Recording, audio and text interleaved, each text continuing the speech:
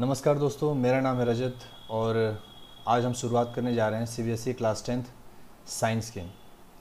पहला चैप्टर हम लोग फिजिक्स का स्टार्ट करने जा रहे हैं, लाइट। इस चैप्टर को मैंने दो पार्ट में डिवाइड किया हुआ है, रिफ्लेक्शन एंड रिफ्रैक्शन। पहले पार्ट में हम रिफ्लेक्शन के बारे में पढ़ेंगे। बेसिक आइडिया सबको पता है, रिफ्लेक्शन किससे होता है? मिरर से होता है। किससे होता है? मिरर से। First of all, a basic introduction about the chapter light. Light क्या होता है? It is a form of energy due to which we can see different objects in front of us. It can be chair, it can be pen, it can be table, it can be sun, moon, stars, anything. कुछ भी हो सकता है, मगर कुछ भी अगर हमें दिखता है वो किसकी वजह से दिखता है? लाइट की वजह से। So it is a form of energy. Light जो होता है बेसिकली किसी मीडियम की इसको ज़रूरत नहीं होती है ट्रैवल करने के लिए। ये क्यों ऐसा होता है? Because it consist of a property of electromagnetic waves. ठीक है, इसके अंदर किसकी प्रॉपर्टी होती है? इलेक्ट्रोमैग्नेटिक वेव्स की प्रॉपर्टी होती है। और इलेक्ट्रोमैग्नेटिक वेव्स को किसी भी मीडियम की ज़रूरत नहीं होती है फॉर देयर ट्रैवलिंग। हालांकि इस चीज़ पे भी बहुत डिस्कशन हुआ है पहले भी साइंटिस्ट का कि लाइट को वेव नेचर दिया जाए कि पार्टिकल नेचर दिया जाए। ठीक है, और बाद में काफ़ी सालों बाद में एक नया थ्योरी आया, क्वांटम थ्योरी, और उस बेसिस पे लाइट को हम एनालाइज करते हैं। बट आपके लेवल पे, क्लास 10th हाई स्कूल के लेवल पे, हम क्या मान के चलेंगे इस चैप्टर में भी कि light is a form of electromagnetic wave. ठीक है, यानी कि वेव नेचर ही इसमें हम कंसिडर करके चलेंगे। स्पीड ऑफ लाइट जो होता है वो मीडियम टू मीडियम वेरी करता है। ठीक है, जैसे कि जो स्पीड ऑफ लाइट एयर में होता है ये कम होता है in comparison to speed of light in vacuum, क्योंकि वो रेयर मीडियम होता है और डेंसर मीडियम में स्लो हो जाता है। ये कॉन्सेप्ट आपने क्लास 8th और 9th में भी पढ़ा होगा कि जितना डेंसर मीडियम होता है उतना ही स्पीड उसका लाइट का क्या होता है? स्लो होता है। जितना रेयर मीडियम होगा उतना ही स्पीड ऑफ लाइट क्या होगा? ज़्यादा होगा। ठीक है, तो इसमें एग्जाम्पल दिया है कि वाटर में जो स्पीड ऑफ लाइट होता है इन कंपेरिजन टू ग्लास क्या होता है? लेस होता है। वाटर में क्या होता है? कम होता है। ग्लास में much less then in the air. ठीक है, लाइट को हम तीन कैटेगरीज में, जब लाइट किसी सरफेस पे पड़ता है उसके बाद तीन फिनोमेना अकर होते हैं। या तो वो लाइट एब्जॉर्ब होगा, या तो ट्रांसमिट होगा, या फिर रिफ्लेक्ट होगा। एब्जॉर्ब यानी कि जिस भी ऑब्जेक्ट पे वो लाइट पड़ रहा है वो लाइट उसी में पूरी तरह से एब्जॉर्ब हो जाएगा। ट्रांसमिट यानी कि जिस ऑब्जेक्ट पे वो लाइट पड़ रहा है उस ऑब्जेक्ट के थ्रू लाइट क्रॉस कर जाएगा, पास कर जाएगा। ठीक है, दैट इज कॉल्ड ट्रांसमिट। हो सकता है कि पूरी तरह से ना पास हो, बट अगर कुछ भी लाइट अगर पास हो पा रहा है दैट इज कॉल्ड ट्रांसमिशन। और लास्ट इज रिफ्लेक्टेड। जितने भी ऑब्जेक्ट्स होते हैं उस पर लाइट पड़ता है तो लाइट क्या होता है? रिफ्लेक्ट होता है। जैसे कई बार आपको लगता होगा चेयर या दीवार या ब्लैक बोर्ड, इन सब पे लाइट पड़ने की वजह से क्या होता होगा? लाइट एब्जॉर्ब हो जाता होगा। बट एक्चुअली में ऐसा होता नहीं है। तीनों फिनोमिना पाए जाते हैं, एब्जॉर्ब भी होता है, ट्रांसमिट भी होता है और रिफ्लेक्ट भी होता है। ठीक है, किसी भी ऑब्जेक्ट पे लाइट पड़ेगा तो ये चीज़ तीनों फिनोमिना होंगे। Reflection of light best example हम लोग क्या जानते हैं? Silver metal. रिफ्लेक्शन मतलब क्या होता है? रिफ्लेक्ट। किसी भी तरह के लाइट जो किसी ऑब्जेक्ट पे पड़ रहा हो उसका अपने ही डायरेक्शन में वापस आना, that is called reflection. The process of sending back light rays which falls on the surface of an object is called reflection of light. Understand? Mirrors जो हमारे ड्रेसिंग टेबल्स में यूज होते हैं वो भी क्या होते हैं? They are the best reflectors of light. ठीक, किसी बंडल, जैसे रेज जो होते हैं, सन रेज जो आती हैं अर्थ पे, वो ऐसा नहीं होता कि सिंगल रे, आप उसमें से एक किरण को आप अलग नहीं कर सकते हैं, एक रे को आप सेपरेट नहीं कर सकते हैं। तो बहुत सारे मात्रा में जब रेज आती हैं, क्वांटिटी उनका हाई होता है, तो उन बंडल ऑफ रेज को क्या कहते हैं? A beam of light. ठीक है, बेसिक टर्मिनोलॉजी है जो यहाँ पे यूज करते हैं। The laws of reflection of light are the angle of incidence is equal to the angle of reflection. You should know this, remember this, because आगे example कई सारे आएंगे न्यूमेरिकल जिसमें हम लोगों को इसकी जरूरत पड़ेगी। So angle of incidence will be equals to angle of reflection. क्या होता है एंगल ऑफ इंसिडेंस, क्या होता है रिफ्लेक्शन, ये हम अभी थोड़ी देर में आगे पढ़ेंगे। जनरली जो लाइट आ रही होती है, जो ऑब्जेक्ट पे पड़ने से पहले जो रेज आ रही होती हैं, that is called incident ray, और जो रिफ्लेक्ट होके जा रही होती हैं, that is called reflected ray. तो जिस एंगल पे ऑब्जेक्ट पे लाइट पड़ेगा उसी एंगल पे रिफ्लेक्ट होता है। तो यही पहला लॉ है कि angle of incidence is equal to angle of reflection. Second law क्या है? The incident ray, reflected ray and the normal that is to the mirror all lie in the same plane. ठीक है, ये दोनों law आपको ध्यान रखना है। इसका कंसेप्ट अभी आगे यूज भी में आएगा न्यूमेरिकल्स में। ठीक है, सो जरूरी नहीं है कि मिरर्स जो हैं वो सिर्फ प्लेन सर्फेसेस में ही हों। मिरर्स क्या होते हैं? स्फेरिकल भी हो सकते हैं डिपेंडिंग ऑन इट्स शेप। या अगर मिरर का जो शेप है प्लेन है, जो आपके घर में ड्रेसिंग टेबल्स में यूज़ किए जाते हैं, that is called plane mirror.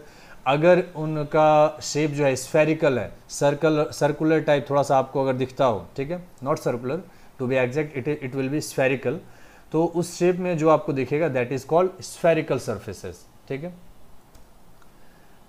जो ये मिरर्स होते हैं ये दो तरह के इमेजेस फॉर्म करते हैं, या तो वो रियल इमेज होगा या फिर वर्चुअल इमेज। रियल इमेज क्या होता है? अच्छा, इमेज कैसे फॉर्म होता है? जब जो हमारी रेज आ रही होती हैं आफ्टर रिफ्लेक्शन, जैसे एक तो रे आ नहीं रही होगी, कई सारे इनफाइनाइट नंबर ऑफ रेज पड़ती हैं किसी भी ऑब्जेक्ट पे, you can not count it. तो कोई सी भी इमेज फॉर्मेशन के लिए minimum number of rays required are 2। ये आपको ध्यान रखना है, इंपॉर्टेंट है, कई बार कॉम्पिटिटिव एग्जाम्स में पूछ चुका है। Minimum number of rays required to form an image is 2। Understand?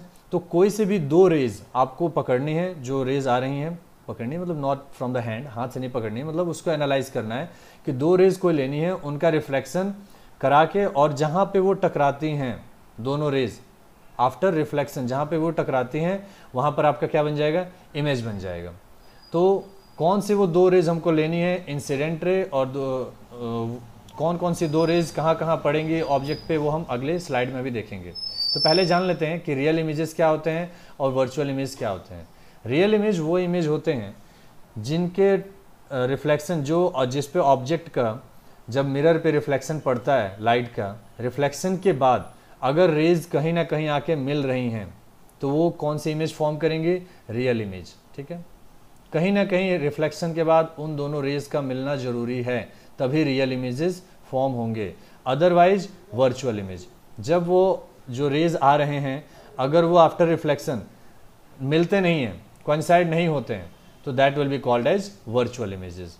Real images को हम एक स्क्रीन पे उतार सकते हैं, अपनी आंखों से देख सकते हैं, but not the virtual images. इनको हम अपनी आंखों से देख नहीं सकते, बस देख सकते हैं, but it can not be obtained on a screen. किसी स्क्रीन पे हम इसको ऑब्टेन नहीं कर सकते हैं।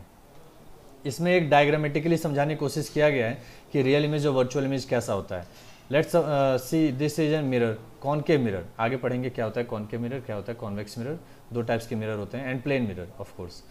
तो अभी आगे पढ़ेंगे इसके बारे में, बट एक एग्जांपल इसमें समझते हैं। ये आपका ऑब्जेक्ट हुआ ए बी, ये देखिए पहला रे यहाँ से गया, रिफ्लेक्ट हुआ, ऐसे नीचे की तरफ आया, नीचे की तरफ आ गया। दूसरा रे देखिए यहाँ से गया, ऐसे गया, रिफ्लेक्ट हो गया सेम पाथ पे, जिस पाथ पे गया उसी पाथ पे रिफ्लेक्ट हो गया। अब ये देखिए जो पहला वाला रे रिफ्लेक्टेड रे है और दूसरा वाला रिफ्लेक्टेड रे, जहाँ पे कट कर रहा है वहीं पर क्या होगा? आपका इमेज फॉर्मेशन होगा। तो देखिए ये इमेज आपको दिख रहा है और ये पॉइंट कट करते हुए आपको दिख रहे हैं, ठीक है, एनालाइज नहीं करना पड़ रहा है। तो यहाँ पर जो इमेज फॉर्म हुआ है A dash B dash, that will be called as real image. Second example यहाँ पे जो वर्चुअल इमेज वाला है, यहाँ पे देखिए ऑब्जेक्ट से जो रिफ्लेक्शन हो रहा है, ऑब्जेक्ट रे का, ये देखिए रिफ्लेक्ट हुआ, वापस आ गया उसी पाथ पे, दूसरा वाला रे यहाँ पर, और ये आगे जाता जाएगा, कहीं भी मिलेगा नहीं। इसको जब हम आगे एक्सटेंड करते हैं, ये देखिए आगे फिगर में किया हुआ है, जब इसको एक्सटेंड करेंगे तो आगे एक पॉइंट पे मिलता है, ठीक है। हमको अपनी आंखों से दिख नहीं रहा है मीट करते हुए, ये दोनों जो रिफ्लेक्टेड लाइट्स हैं, रेज हैं, ये हमको मीट करते हुए दिख नहीं रहे हैं। हम इनको एनालाइज कर रहे हैं कि आगे हो सकता है कि मिरर के पीछे ये जाके मिल रहे हों, तो ये हम वर्चुअली इमेजिन कर रहे हैं, ठीक है। इसीलिए जो इमेज फॉर्म हो रहा है ए डैश बी डैश, यहाँ पे ये इमेज कौन सा होगा? वर्चुअल इमेज होगा। Understand? What are the characteristics of images form by the mirror? Characteristic क्या क्या होते हैं? तो जिस तरह का मिरर होगा उस हिसाब से इमेज का कैरेक्टरिस्टिक होगा। यानी कि पहले जो हम अभी पढ़ने वाले हैं प्लेन मिरर का, ठीक है। प्लेन मिरर के कैरेक्टरिस्टिक पढ़ते हैं, क्या होते हैं? प्लेन मिरर में जो इमेजेस होते हैं they are always virtual and erect. Erect मतलब जिस सीधा, ठीक है, मतलब किसी एंगल पे नहीं होंगे, सीधा एंगल पे वो खड़े रहेंगे। दूसरा, size of image is always equal to the size of object and the image is laterally inverted. Lateral inversion हम अभी आगे नीचे पढ़ते हैं क्या होता है।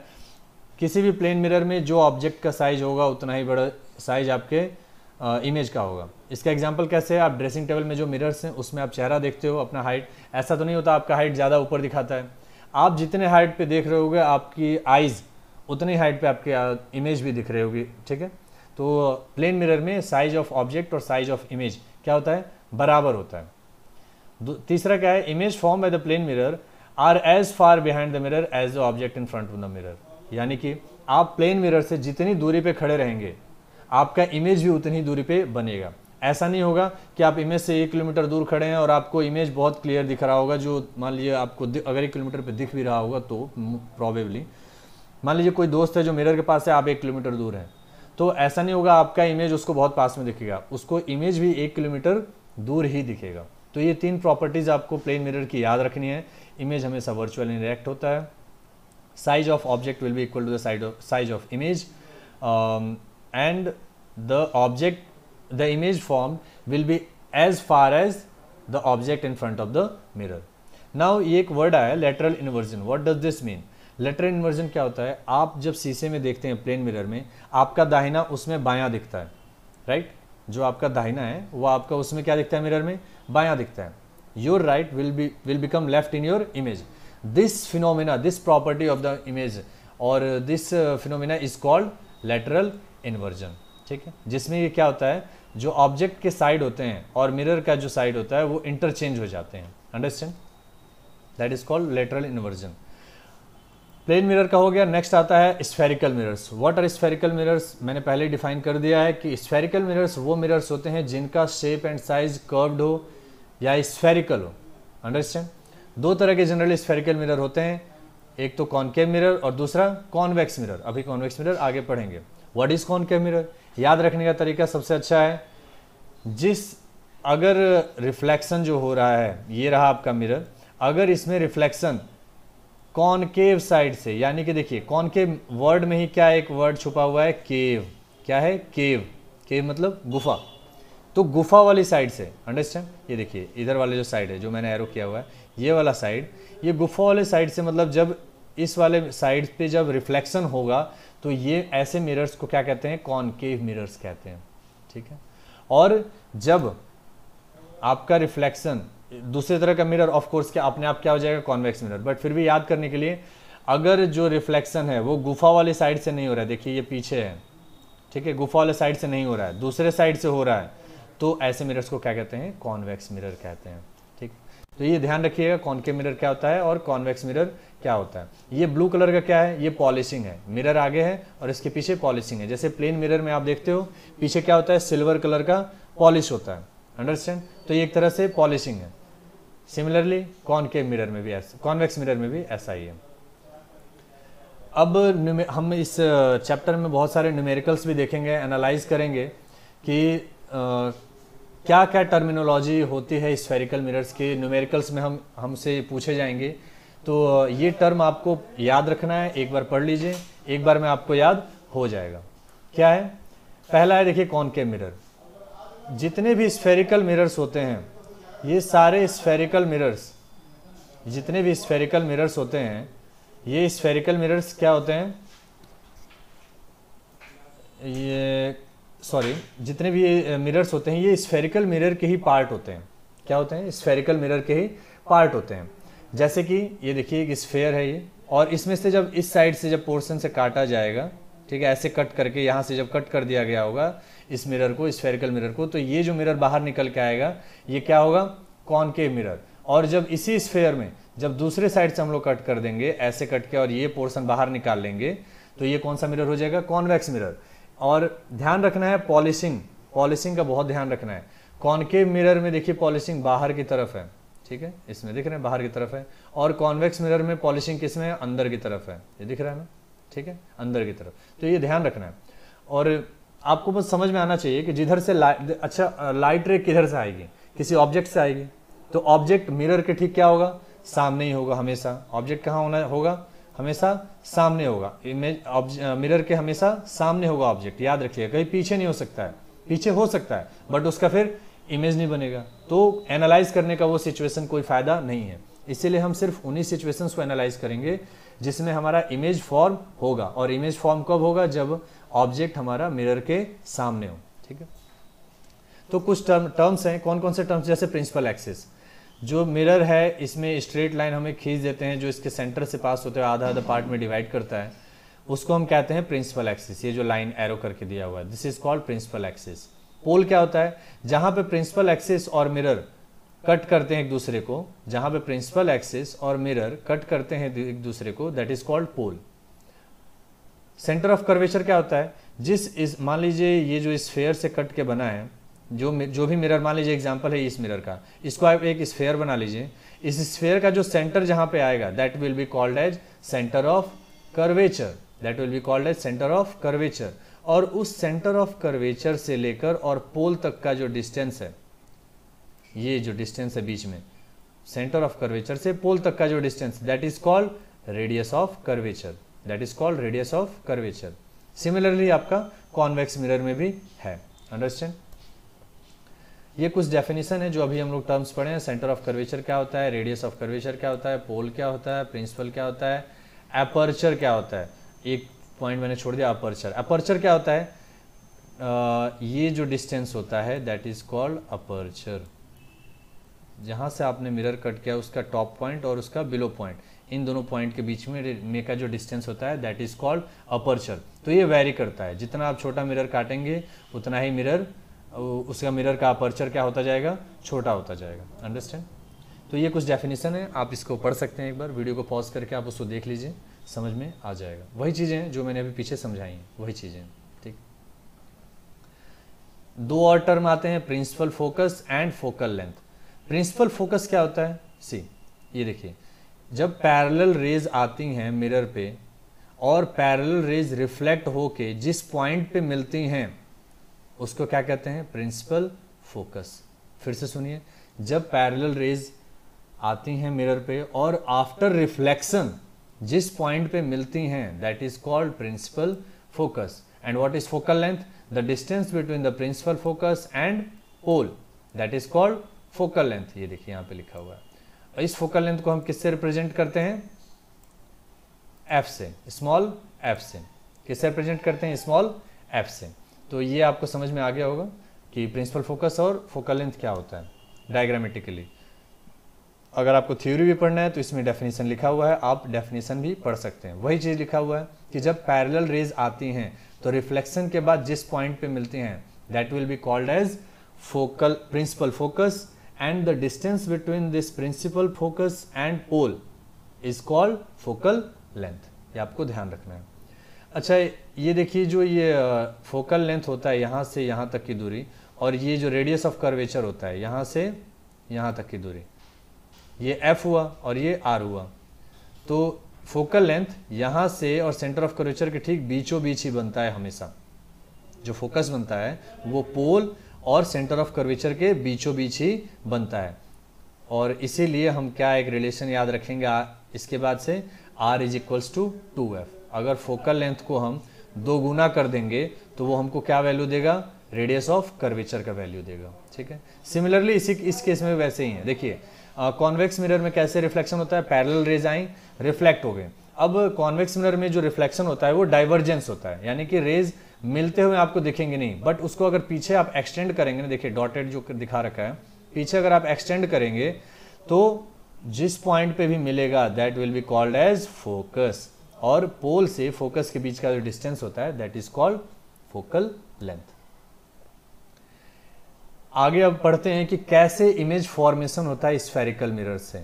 अभी तक आपने प्लेन मिरर का तो पूरा प्रॉपर्टी आपने पढ़ ही लिया कि कैसे कैसे इमेज फॉर्म होता है, और उसमें कुछ आपको डायग्राम नहीं बनाना है, वो सिंपल जैसा क्वेश्चन आएगा वैसे उसी क्वेश्चन पढ़ के ही आपको आंसर लिख देना है। Distance of object equals to distance of image. हमेशा इमेज वर्चुअल और इरेक्ट होता है, और जितना साइज होता है ऑब्जेक्ट का उतना ही साइज होता है इमेज का। तो बट ये सिमिलर केस यहाँ पे स्फेरिकल मिरर्स में नहीं होता है। मैंने बताया ना, जिस शेप में मिरर होगा उसके हिसाब से इमेज के कैरेक्टरिस्टिक चेंज होते जाते हैं। तो जनरली हम इसमें क्या क्या पढ़ेंगे कि nature position and size of image, ठीक है, depending on the position of object. पहला पॉइंट, हम इमेज का नेचर, पोजीशन और साइज ये तीनों पता करेंगे।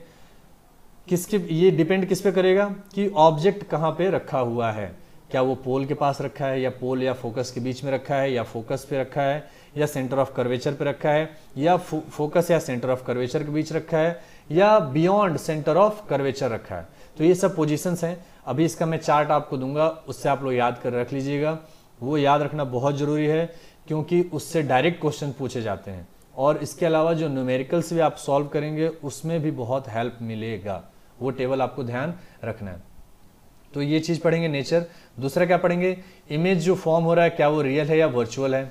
और तीसरा क्या पढ़ेंगे, क्या इमेज मैग्नीफाइड है या उसका साइज रीड। मैग्नीफाइड मतलब क्या इमेज बड़ा है ऑब्जेक्ट से, या इमेज छोटा है, या सेम साइज का है। ये भी किस पे डिपेंड करेगा, depending on the position of object. तो ये तीन चीज़ें हम पढ़ेंगे अपने इस टॉपिक में। तो इमेज फॉर्मेशन का पहला रूल क्या है कि जब भी पैरेलल रेज आती हैं, ये देखिए 4 रूल हैं, 4 रूल आपको ध्यान रखने हैं ये चीज़, तो आपको इमेज फॉर्मेशन करने में दिक्कत नहीं आएगी। उसमें भी 4 रूल्स में सिर्फ आपको 2 ही रूल्स मेनली याद रखने हैं, वो मैं बताता हूँ। तो पहला रूल क्या है, जब भी पैरेलल में रेज आती हैं वो कहाँ से पास होंगी, फोकस से। कहाँ से पास होंगी, फोकस से। ये आपको ध्यान रखना है। Similar case in convex mirror, parallel rays आई, पीछे एक्सटेंड कर दिया, तो कहाँ से पास होगा, फोकस। आपको डायग्राम तो ये बनाने आना ही चाहिए कम से कम, कि बेसिक ये रहा कॉनकेव मिरर, ऐसे आपको उसके पीछे में पॉलिशिंग कर देना है, और प्रिंसिपल एक्सिस बना देना है, सेंटर ऑफ कर्वेचर बनाना है, फोकस बनाना है, पोल बनाना है, ठीक है। सिमिलरली कॉन्वेक्स मिरर में भी आपको बना देना है ऐसे, ठीक है, पोल बना देना है, सेंटर ऑफ कर्वेचर बना देना है, और फोकस बना देना है। ये चीज़ तो पहले आपको बना ही देनी है, उसके बाद से आपको डायग्राम बनाने शुरू करने हैं। तो पहला रूल क्या है, आपको एक पैरेलल रेज लेके जानी है, और आफ्टर रिफ्लेक्शन उसको कहाँ से पास करना है, फोकस से। ये देख रहे हैं, फोकस से, ठीक है। दूसरा रूल क्या है, रूल 2 सेज, अगर रेज जो हैं, जैसे कई सारी रेज आ रही हैं, इनफाइनाइट नंबर ऑफ रेज आ रही हैं, तो आपके ऑब्जेक्ट पे, आपके मिरर से पास होते हुए, मतलब मिरर पे आएंगी इनफाइनाइट नंबर ऑफ रेज, तो हम कुछ ही रेज को एनालाइज करेंगे, सभी रेज को एनालाइज नहीं करेंगे। तो पहला रेज तो मैंने पैरेलल रे के बारे में एनालाइज करा है। दूसरा क्या है, अगर रे सेंटर ऑफ कर्वेचर से पास होता है तो रिफ्लेक्ट होके भी उसी पाथ से वापस चला जाएगा। देख रहे हैं, आया जिस पाथ पे, जिस रास्ते आया उसी रास्ते चला गया। ये कौन से पॉइंट के लिए वैलिड है, सेंटर ऑफ कर्वेचर के लिए। जब भी सेंटर ऑफ कर्वेचर से लाइन जाएगा, रे जाएगा, वापस उसी पाथ पे रिफ्लेक्ट होके चला जाएगा, चाहे वो किसी भी टाइप का मिरर हो, ठीक है, चाहे वो कॉनकेव हो या कॉन्वेक्स हो। तीसरा रूल क्या है, तीसरा रूल कहता है, अगर कोई रे फोकस से पास होता है, अगर कोई रे फोकस से पास होता है, तो वो रेज कैसा जाएगा, प्रिंसिपल एक्सिस के पैरेलल। देख रहे हैं, ये रहा प्रिंसिपल एक्सिस, प्रिंसिपल एक्सिस के पैरेलल होके पास कर जाएगा। ये ठीक पहले रूल जो आप पहला रूल पढ़े थे, रूल 1, इसका उसका ऑपोजिट है। पहले रूल में आपने क्या पढ़ा था कि पैरेलल रेज आ रही हैं और वो कहाँ से पास होंगे, फोकस से। और थर्ड रूल क्या है कि जब फोकस पे रेज आएंगी तो कहाँ कैसे पास होंगी, पैरेलल होके पास होंगी, दोनों में। देखिए, ठीक है, ये इमेज डायग्राम आपको ध्यान रखना है। और फिगर बनाते हुए, डायग्राम बनाते हुए याद रखिएगा, एंगल ऑफ इंसिडेंस और एंगल ऑफ रिफ्लेक्शन बराबर बराबर हो। ऐसा ना हो कि बीच से अगर हम नॉर्मल खींचें, ये डॉटेड वाला जो लाइन दिख रहा है ना, ये नॉर्मल है, तो नॉर्मल खींचने के बाद ऐसा ना हो कि ये एंगल ज़्यादा बड़ा दिख रहा हो, ये छोटा दिख रहा हो, तो इमेज फॉर्मेशन आपका अच्छा नहीं माना जाएगा। लास्ट रूल क्या है, अगर रे पोल पे आके गिरता है तो वो सेम एंगल पे रिफ्लेक्ट कर जाएगा। देखिए, जिस एंगल पे आया उसी एंगल पे रिफ्लेक्ट कर गया, चाहे वो कोई सा ही मिरर हो। ये जितने भी रूल्स हैं और लॉज हैं, ये सभी तरह के मिरर्स पे वैलिड होते हैं, ये चीज़ ध्यान रखिएगा, ठीक है। तो एक मिरर के लिए जो आप पढ़ रहे हैं रूल, दूसरे भी मिरर के लिए वो एप्लीकेबल है। तो ये 4 नियम है, जिसमें से आपको मेनली 2 याद रखने हैं। एक तो ये 4th रूल याद रखना है, और फर्स्ट रूल आपको याद रखना है। फर्स्ट रूल याद रखना है, फर्स्ट रूल याद है तो 3rd रूल याद है, और लास्ट 4th रूल याद रखना है। ये 2 रे डायग्राम के लिए इंपॉर्टेंट है, ये रूल याद रखिएगा, बहुत ही आसान लगेगा आपको रे डायग्राम बनाना। ये जो मैं आपको चार्ट के बारे में बात कर रहा था, ये वही चार्ट है जो आपको ध्यान रखना है। इसमें डिफरेंट देखिए, पोजीशन ऑफ ऑब्जेक्ट दिया हुआ है कि ऑब्जेक्ट कहाँ रहेगा, तो इमेज कहाँ बनेगा, ठीक है। कहाँ ऑब्जेक्ट रहेगा तो इमेज कहाँ बनेगा, और साइज ऑफ इमेज क्या होगा, नेचर ऑफ इमेज क्या होगा, ये चीज़। तो ये चार्ट आपको ध्यान रखना है। तो चार्ट में ईजी है, अगर इनफाइनाइट पे ऑब्जेक्ट होता है, यानी कि मिरर कहीं रखा है और उससे बहुत दूर, बहुत दूर, इनफाइनाइट मतलब ऐसा नहीं कि आपको धरती के बाहर ले जाकर ऑब्जेक्ट रखना है। इनफाइनाइट मतलब इतना डिस्टेंस जो मिरर में आसानी से ऑब्जेक्ट दिखे ना, समझ में आया। बट वहाँ से रेज तो आएंगे ही कुछ ना कुछ, उस ऑब्जेक्ट से जब रेज टकरा के और वापस से ऑब्जेक्ट से टकरा के मिरर पे तो आएंगे ही कुछ ना कुछ रेज, तो उस पोजीशन ऑफ ऑब्जेक्ट को क्या कहेंगे, इनफाइनाइट। तो बहुत दूर अगर ऑब्जेक्ट रखा हुआ है मिरर से, that will be called as infinite. तो उसका इमेज कहाँ बनेगा, फोकस पे। ये तो पहला प्रॉपर्टी भी था कि अगर इनफाइनाइट से रेज आती हैं या पैरेलल रेज इनफाइनाइट से रेज कैसे आएंगी, पैरेलल रेज आएंगी। कैसी रेज आएंगी, पैरेलल रेज। तो जब ये पैरेलल रेज आती हैं तो मिरर से टकराने के बाद कहाँ मिलती हैं, फोकस पे। पहला रूल याद है ना, पैरेलल रेज जब आके टकराती हैं, टकराने के बाद कहाँ पे मिलती हैं, फोकस पे। अगर मान लीजिए ऑब्जेक्ट जो है वो बियॉन्ड सी है, यानी कि सेंटर ऑफ कर्वेचर के पीछे है। मैं एक डायग्राम छोटा सा बनाता हूँ, मे भी आपको समझ में आ जाएगा। ये रहा आपका पोल, ये रहा आपका फोकस, और ये रहा आपका सेंटर ऑफ कर्वेचर, ये रहा आपका फोकस।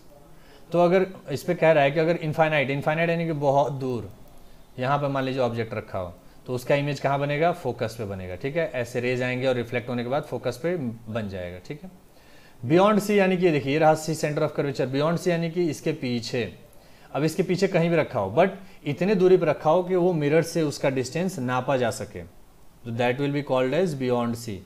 इमेज जो ऑब्जेक्ट का डिस्टेंस है मिरर से नापा जा सकता हो, मेजर किया जा सकता हो, उसको कहेंगे बियॉन्ड सी। और बियॉन्ड सी जब ऑब्जेक्ट होता है तो इमेज कहाँ बनेगा, between F and C.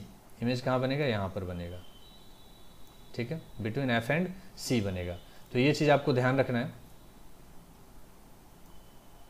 Next क्या है, एट सी। अगर सेंटर ऑफ कर्वेचर पे ही ऑब्जेक्ट हो तो कहाँ इमेज बनेगा, जस्ट बिलो सी, सी के जस्ट नीचे ही बनेगा। अगर एट सी होगा तो इमेज भी कहाँ बनेगा, सी। और उसका साइज क्या होगा, सेम साइज का होगा, और रियल और इन्वर्टेड होगा, यानी कि उल्टा होगा। आपको इमेज दिखेगा भी और वो उल्टा दिखेगा आपको। सिमिलरली इसमें भी देखिए जो साइज ऑफ इमेज और नेचर ऑफ इमेज है, ये आपको ध्यान रखना है। ठीक है, आप जो आपके बुक में कई सारे डायग्राम्स दिए होंगे, एक बार आप उन डायग्राम को देखिएगा और ये चार्ट देखिएगा।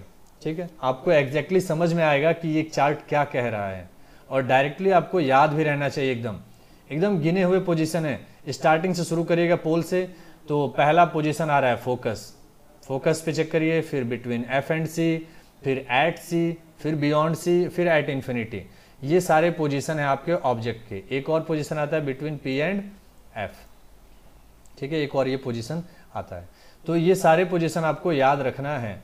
एक स्पेशल केस होता है ये वाला, आपको अलग से ध्यान रखना है, बिटवीन पी एंड एफ। ये स्पेशल केस है, ध्यान से सुनिएगा, ये स्पेशल केस है बिटवीन पी एंड एफ, क्योंकि इसमें जो इमेज बनता है वो बिहाइंड द मिरर बनता है, वर्चुअल इमेज। बाकी समय देखिए रियल एंड इन्वर्टेड है, बस इसमें क्या है, वर्चुअल है। तो ये आपको ध्यान रखना है। ठीक है, इमेज फॉर्मेशन में कॉन्वेक्स मिरर में दो ही तरह के इमेज बनते हैं, या तो ऑब्जेक्ट जो होगा आपका इन्फिनिटी पे होगा, या फिर ऑब्जेक्ट आपका फाइनाइट डिस्टेंस पे होगा, कुछ फिक्स दूरी पे होगा। तो अगर ऑब्जेक्ट इन्फिनिटी पे होगा तो ये वाला देखिए, ऑब्जेक्ट इन्फिनिटी पे है तो देखिए पैरेलल रेज जाएंगी। इनफाइनाइट पे जो ऑब्जेक्ट होते हैं उनसे कौन से रेज हम लोग लेते हैं, पैरेलल रेज। 2-3 पैरेलल रेज ले लीजिए, उनको मिला दीजिए, कहाँ जाके मिलेंगे, फोकस पे, पहला रूल। दूसरा क्या है, अगर फाइनाइट डिस्टेंस पे ऑब्जेक्ट हो तो कहाँ इमेज बनेगा, 2 रेज आपको याद रखनी है। कौन कौन सी, एक तो पैरेलल रेज लेके जाना है और उसको ऐसा डाइवर्ट कराना है कि उसको जब पीछे एक्सटेंड करें तो फोकस पे आके मिले। और दूसरा क्या, सेंटर ऑफ कर्वेचर से लेकर जाइए रेज को।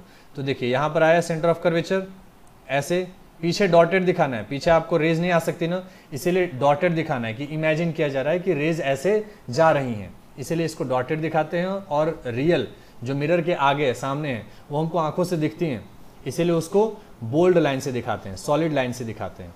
तो सेंटर ऑफ कर्वेचर पे जब रेज जाती हैं तो वापस उसी पाथ को ट्रेस कर जाती हैं, ये तो आपको पहले बता ही दिया है।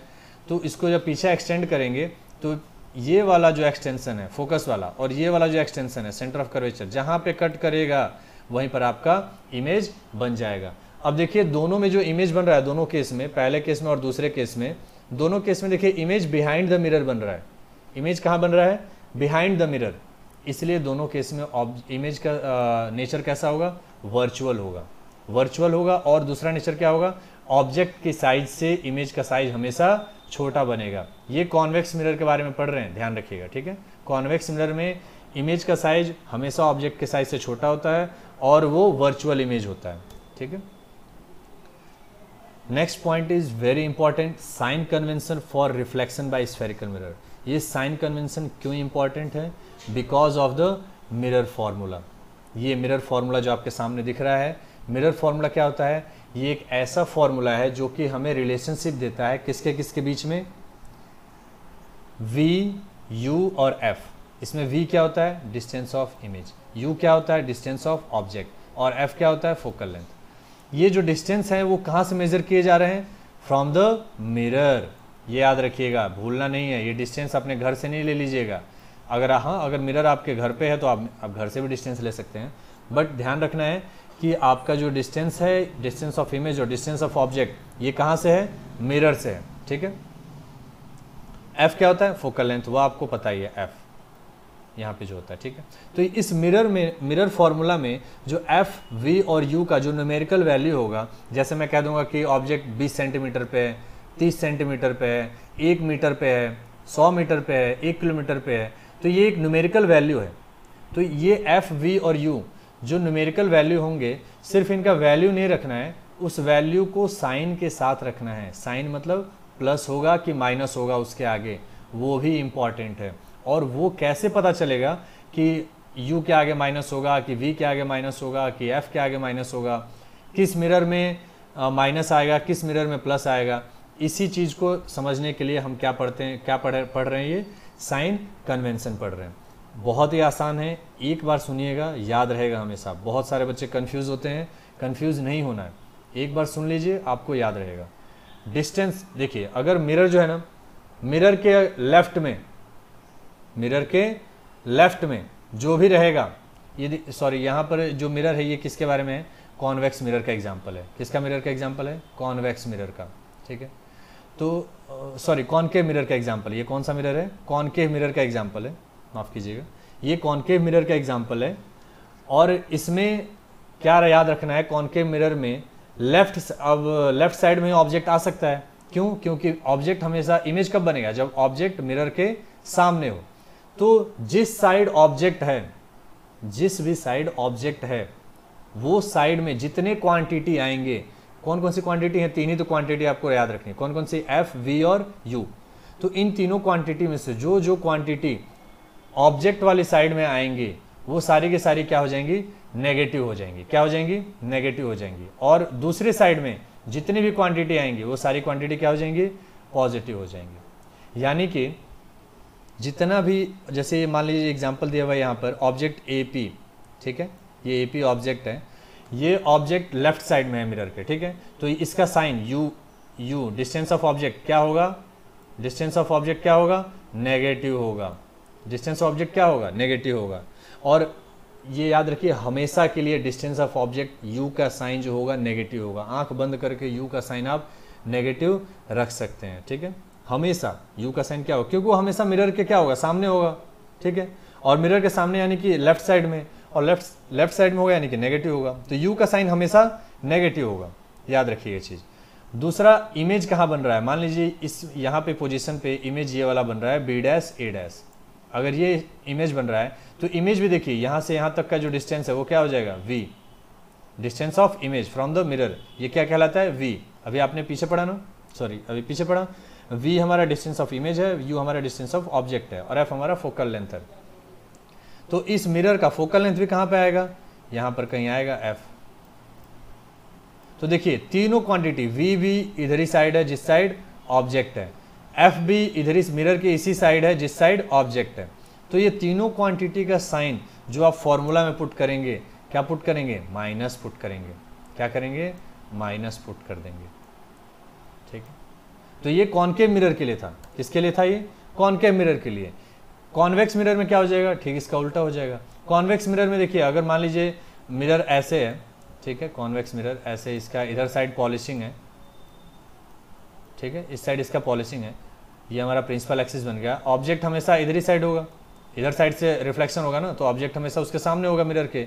तो इस साइड में जो जो क्वांटिटी आएंगी वो क्या होंगी, नेगेटिव, और इसके राइट साइड में, मिरर के राइट साइड में, ये यहाँ से बांट दीजिए, मिरर के राइट साइड में जो भी आएंगे वो क्या होंगी, पॉजिटिव होंगी। तो देखिए राइट साइड में क्या क्या आएगा, इसको अगर हम लोग पोल और इसका सेंटर ऑफ कर्वेचर बनाएंगे तो कैसे बनाएंगे, इसको हम पहले एक स्फेयर बना लेते हैं, ये स्फेयर बना लिया, इसका सेंटर यहाँ पर आएगा तो फोकल लेंथ हमारा यहाँ पर आएगा, और हमारा ऑब्जेक्ट का डिस्टेंस ये है, इधर है।